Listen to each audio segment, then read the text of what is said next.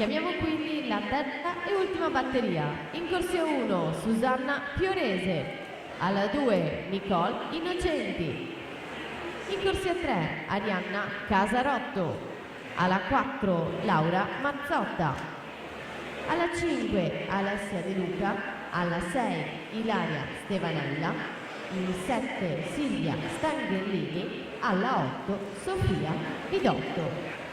Allora attenzione, ci sono delle squalifiche nella ultima batteria maschile junior. L'atleta che aveva nuotato in corsia 1, Filippo Gazziero, Zeus Lab Montebelluna, è stato squalificato per nuotata irregolare. L'atleta in corsia 2, Carlo Alberto Sartori, Sport Management, è stato squalificato per virata irregolare. Quindi gli ammessi a questa finale sono De Meneghi, Visentini, Gallo Busatta, secondo Tarzariol, Natale e Andrea Cescutti con 2:28 e 72.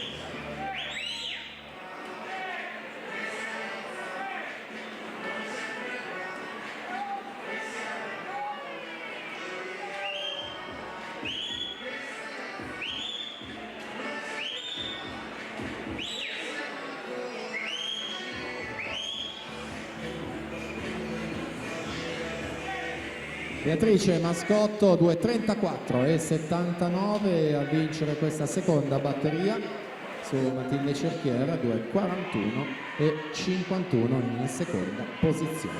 Alla partenza la terza.